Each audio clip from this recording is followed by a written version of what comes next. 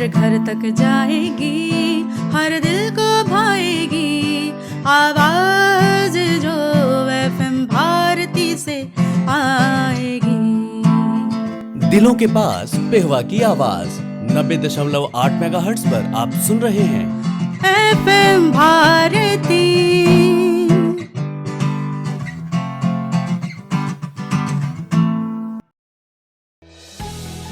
90.8 megahertz पर आप सुन रहे हैं पेहवा की आवाज़ एफएम भारती। और अभी आप सुनेंगे जीवन और आध्यात्म से संबंधित हमारा एक विशेष कार्यक्रम चिंतन। एफएम भारती। नमस्कार, मैं आपका रेडियो मित्र उमाकांत शास्त्री और आप सुन रहे हैं एफएम भारती 90.8 पेहवा की आवाज़। और मैं उपस्थित हूँ आपके लिए अपने इस कार्यक्रम का नया एक रूप लेकर। अभिप्राय चिंतन और मनन करना कि कैसे हमारे जीवन में, हमारे घर में, परिवार में, हमारे मित्रों में, हमारे समाज में सुख की वो नदी बहने लगे जिसकी हम कल्पना किया करते हैं, जिसके बारे में हम हमेशा विचार किया करते हैं कि सुखों की प्राप्ति कैसे हो। और वो सुख हमसे कहीं दूर नहीं है, केवल एक चिंतन करने का विषय, एक मनन करने का विषय कि जो व्यर्थ की बातें हैं हम उनको छोड़कर जो जीवन उपयोगी, जीवन के कल्याणकारी मार्ग पर चलने वाली बातें हैं उनको अपना लें, तो वो सुख की सरिता हमारे घर बाहर प्रांगण में बहने लगेगी। आज के इस कार्यक्रम में चिंतन करने का विषय, आज हम विचार करेंगे कि उस ईश्वर ने हमें जो धन संपत्ति दी है या सुख प्राप्त करने के सुविधा के दूसरे साधन जो हमें दिए हैं, क्या उन पर दूसरे प्राणियों का भी अधिकार है?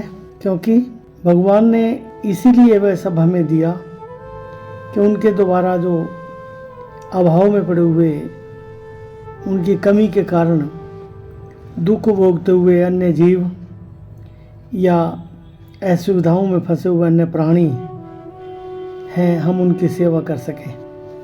हमारी धन संपत्ति पर, सुखों और सुविधाओं पर प्रत्येक प्राणी मात्र का अधिकार है, वो भी उसके भागीदार हैं। इसलिए हमें विचार करना चाहिए कि जो उनका हिस्सा बनता है वह उन्हें दे देना हमारा कर्तव्य है। यदि हम ऐसा नहीं करते तो फिर हम दूसरों के हिस्से को हड़प रहे हैं। यदि हम ये मानते हैं कि धन संपत्ति, सुख सुविधा का स्वामी केवल मैं ही हूँ, मैं उसका चाहे जो करूँ, चाहूँ तो दूँ किसी को, ना चाहूँ तो ना दूँ, मैं चाहे उसे किसी भी कार्य में अपनी इच्छा से जैसे मर्जी खर्च करूँ, तो ये हमारी एक मान्यता धूल से भरी हुई है, उस पर अज्ञानता का मैल छाया हुआ है। हम किसी भी वस्तु के मालिक नहीं है, मालिक तो वो केवल परमपिता परमात्मा ही है। जहाँ जिस प्रकार जितना लगाने की आवश्यकता और विधि है, वहाँ हमें उतना अवश्य लगा देना चाहिए। दूसरों के अभाव तथा दुख ने ही हमें विशेष संपन्न और सुखी बनाया है। इसलिए हमारे पास जो कुछ भी है वो उन अभावग्रस्त और दुखग्रस्त प्राणियों का ही हिस्सा है। व्यवस्था और ईमानदारी के साथ हमें उनका भाग उन्हें देते रहना चाहिए। इसी को धर्म कहते हैं और इसी का नाम यज्ञ है। जो व्यक्ति यज्ञ से बचा हुआ खाता है, यानी सबको यथा योग्य देने के बाद जिसका जो भाग बनता है उन सबको उनका हिस्सा दे देने के बाद जो थोड़ा शेष बचता है, जो उसको उपयोग करता है, उस व्यक्ति को हम अमृत भोजी कहेंगे। वो बचा हुआ जो भाग है वही अमृत है।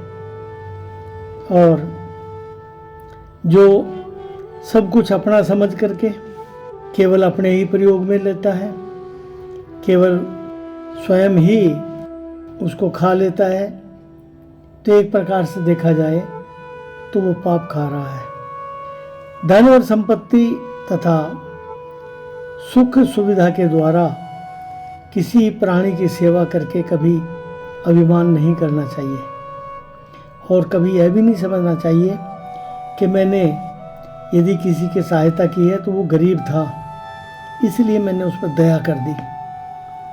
हमें यह समझना चाहिए कि मैंने जो किसी को कुछ दिया है वो उसका हक बनता था, वो इसका हिस्सा था, क्योंकि देने वाला तो परमात्मा है, देने वाला तो वह ईश्वर है।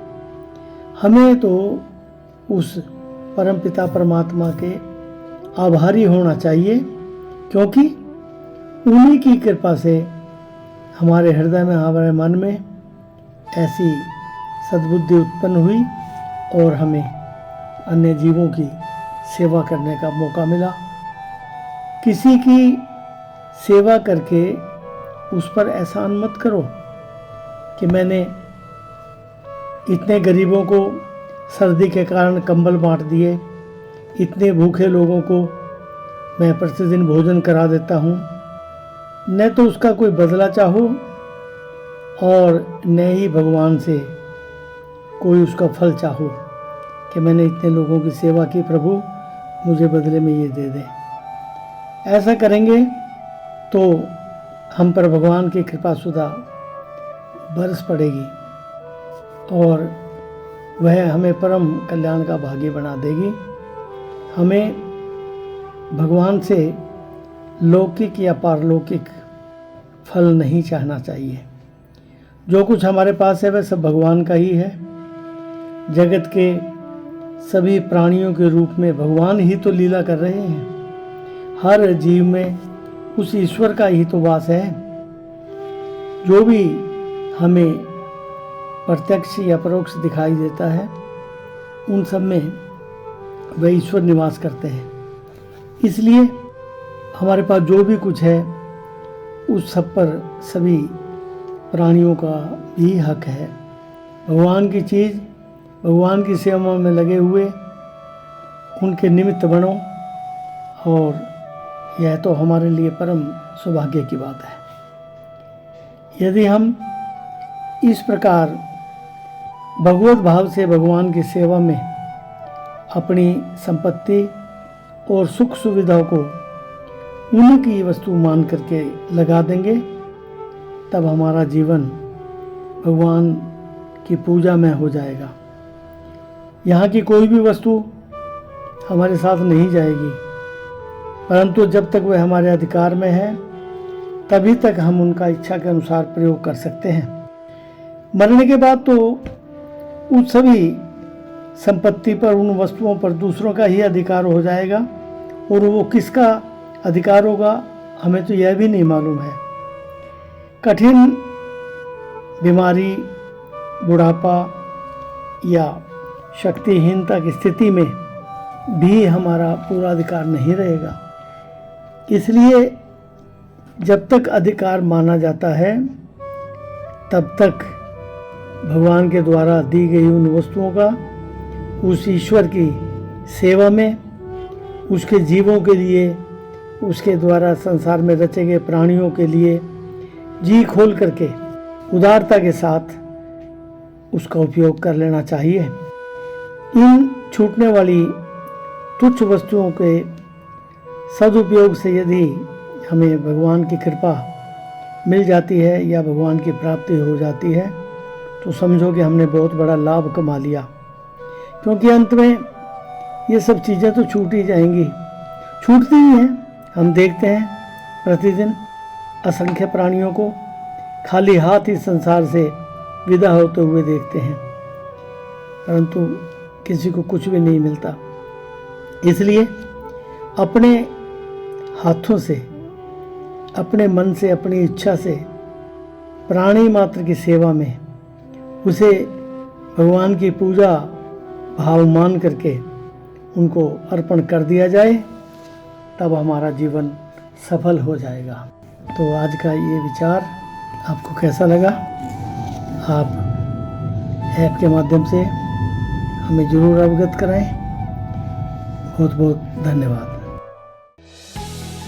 90.8 मेगाहर्ट्ज पर भगवान परशुराम स्कूल से आप सुन रहे हैं पिहोवा की आवाज़ FM भारती। अभी आप सुन रहे थे जीवन और आध्यात्म से संबंधित हमारा एक विशेष कार्यक्रम चिंतन, और अब समय है हमारे अगले कार्यक्रम का। FM भारती।